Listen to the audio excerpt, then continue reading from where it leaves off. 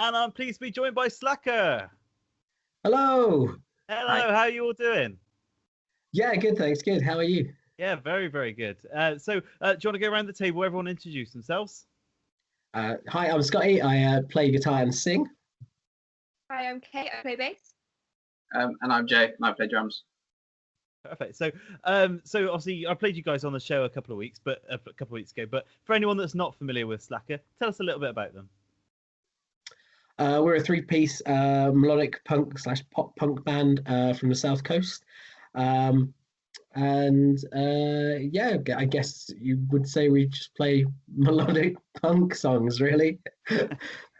That's a fair point. It's all very sort of like feel good as well. I get from the music. Yeah. I mean, that's like with our stuff. It's like even the topics of the songs are like hopeful and feel good kind of music. So it's not sort of too doom and gloom. Because we're all forever trying to start the party. Yeah, good. I saw something you obviously pride yourselves on is how many shows you played in the sort of short time you've been together. So is it at the point of writing on your social media? I think it's 270 plus shows. It said. Was that before lockdown or managed to squeeze in some more?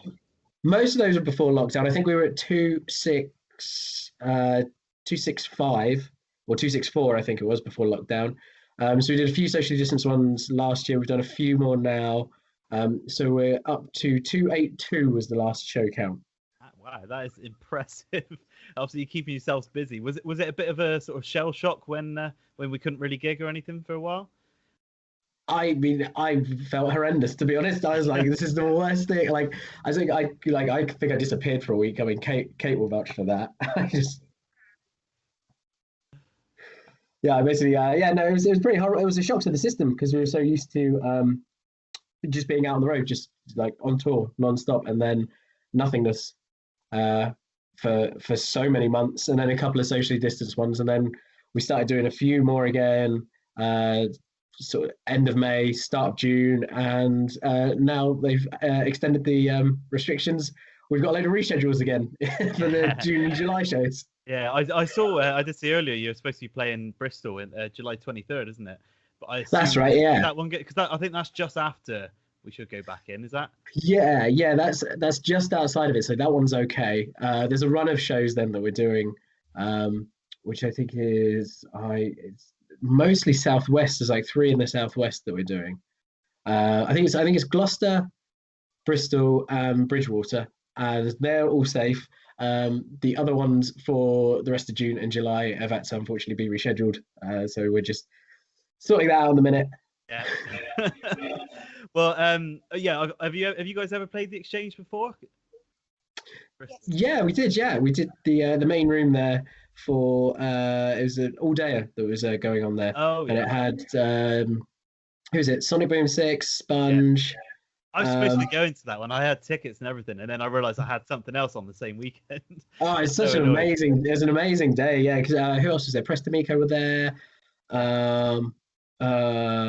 So many. Just so Peter Tramp played as well. That was cool.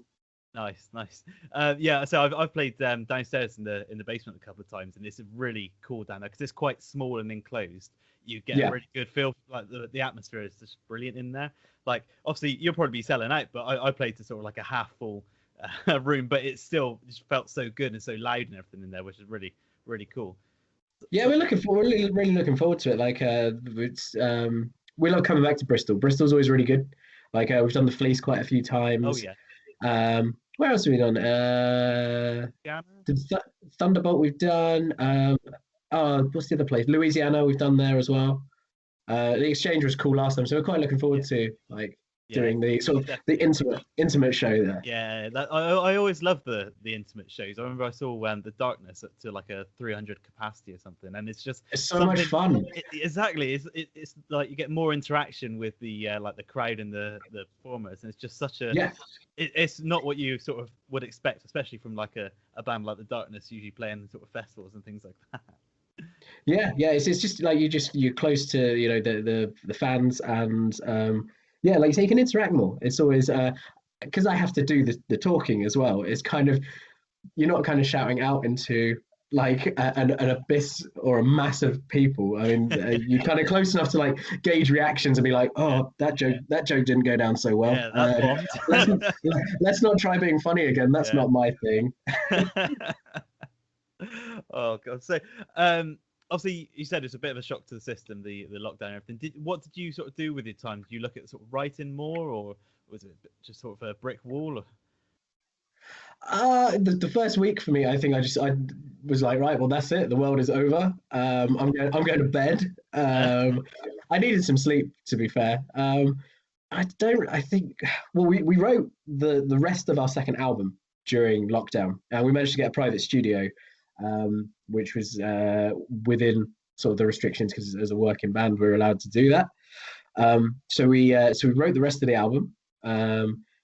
And then when the restrictions had eased for a bit, we started recording the second album, which we finished in December. So it was all done in sort of like 3 different studios, which was the plan anyway, because we wanted to experiment with a few things. And in between various stages of lockdown. And that was basically us, just holed up sort of 2-3 times a week in this private Joe, just like sweating buckets. it's like he's drumming like mad, and I was do it again. So yeah, which is similar to today, because we've started. We haven't released the second album yet, but we started writing towards the third. Oh wow! So that was today. So these guys are looking really fresh faced. I still feel sweaty from the rehearsal. Horrible. They've had a quick shower before the interview. That's what it is. They must have done. That's cheating.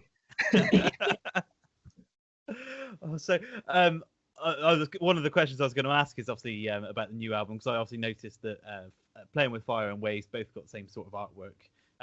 So those are your 2021 singles. You had a couple in 2020 as well, didn't you? So are they all sort of for the second album, or is it sort of the 2021's separate and the 2021 is going into the new album? There's quite a difference in the artwork. So I think the difference in the artwork was just kind of what took our fancy at the time, and we already had some photos of like the artwork basically for Reflections and the current is from a beach that I spent, and Kate came with me as well. Joe did actually as well at the time. I spent the whole of the time that we went in the studio down at that beach until like 2 or 3 in the morning writing the second album. And so I just took some photos while I was down there, and that's how Reflections and the current ended up with that artwork. And then the others are Waves was down on that same beach. Joe just had a great idea. Joe had a great idea for that, and then Playing with Fire is actually part of the scene from where we had the music video shoot. But they're all going to be part of the same album. There's like 7 more songs to come on top of the single releases. But we've been gearing up to releasing the second album. But we didn't want to put singles out. So that's why Reflections and the current got put out. But we do the second record out unless I think you're not realizing that your network's dropping out a little bit. Oh, is it? Where did I get to? I think you're just talking about the single releases. Oh yeah, the single releases. So yeah, we needed to release those, and then they're all going to be part of the same album. But we've kind of geared up to releasing the album. But we didn't want to do it if we couldn't tour. So we booked a load of tour dates. Yeah, it made sense because that's what we did with the first. Our first album is now 2 years old as of tomorrow. Yeah. Oh, wow.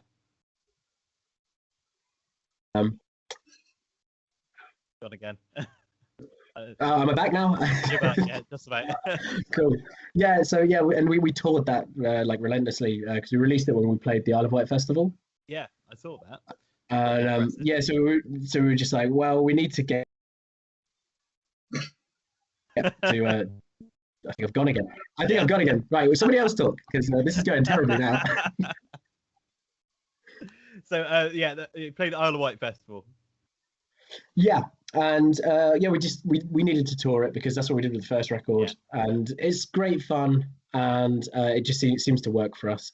So yeah, we kind of didn't want to just here's an album and then there's no tour to kind of go with it. Like you've heard the album version, now you can't see the live show. We kind of want it to be like. I think the two need to go hand in hand. Like even for people that may not be familiar with either one, they sort of come together, don't they? That someone might see you and then they think, oh, I'm going to check them out, and then they've got the music that they've just heard, and same as the other way around. So yeah, I think they definitely go hand in hand. Yeah, I completely agree. Yeah, I think they do go hand in hand. I completely agree with that. So something else really, really cool that I saw was that you've got a track on a skate game. Tell me about that, because that is amazing. That all came about the gaming company that are releasing the game, because it's coming out on it's out on Steam at the minute for early access, and it's going to be out on PlayStation in the final quarter of the year. Oh, cool. And that came about because they'd seen Reflections, which we put out at the end of June, and then after that they saw the video for that, really liked that, and just asked if we'd be interested in licensing the song to the game, and we said yeah, please. That's really cool that they've reached out to you for it as well. So I assume you're obviously fans of that sort of genre as well. Absolutely. I mean, I bought the Tony Hawk's Pro Skater like during lockdown last year. I was just like, I've got to see what all that like, because we were too young to have like really played it the first time round. Oh, okay. So like, I was just like, I want to know what this hype is, and I played it. I was just like, Kate's really good at that game. Yeah. That was beginner's luck. I don't think I'd be good the second time. What, you just left it, just played it once, and just like, no, I'm out, retiring. I'm gonna leave it at my really high score and then just. Oh no, that is brilliant. I mean, Joe is more of the gamer out of all three of us, like ridiculously. But you're not going to tell us your score on Tony Hawk's then? Me? Oh, I was awful at it. I'm not gonna lie. I was not very good at all. It's like I love like video games and stuff, but I'm terrible at all of them. Like in Tony Hawk's, I was playing it. I was like, oh yeah, I'm loving this, and then like everyone else is getting like amazing scores, and I'm like just about scraping through. Sucks. Don't get me wrong, I'm no good. I'm no good at it at all, but it's just fun. It is. Like, it's just like harmless fun, isn't it? Like even if you're playing with friends, you're still getting a bit of banter and things like that. So definitely have to check out this new one. What's the name of the game again? It's VR Skater. So it's all like on the virtual reality headsets and stuff cool. like that. So it's it looks great. Like we've managed to sort of see the early release stuff, and it's really cool to have a song on it. That's amazing. So like stuff like that is the kind of thing you dream of. Like when you first think, oh, I'm going to start a band, and then when it happens, just like, oh my god, I'm actually on a computer. I'm on a like video game. This is cool. Yeah, really cool. So obviously we said that obviously gigs are starting up again. You've got a few you've got to reschedule, and you've got tour plans. What are your tour plans? Are they sort of going into 2022, or is it just sort of like short term at the moment? It is going into 2022. Reschedule one, so there's 50 shows booked between now and December. Okay. And then 2022 starting to get booked already with a few new places, hopefully. And we're hoping for we were supposed last year. We were heading over. Oh, it's cut out again, hasn't it? Yeah, we were supposed to do Europe last year. Oh wow. But obviously with COVID and now with Brexit, we're hoping to figure out a way to get over and do the European dates. It's all going into 2022, and just gonna tour as much out of this album as we possibly can. When is the album due out, or have you not got a release date yet? We've not got an official release date yet. We're kind of sort of tentatively looking at September kind of time, I think. But there's a few things in the works that we've got to sort out first, just to get it all together. I mean, hopefully the gigs and everything will be starting by July, but obviously if that gets delayed again, then it's something else to just look at, isn't it? Yeah, unfortunately, yeah.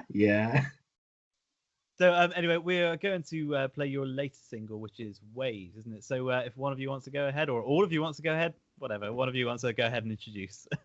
Does somebody else want to do it? Because I keep cutting out. So, Kate, Joe, you take it. Joe. Hi, with Slackrr. This is Waves.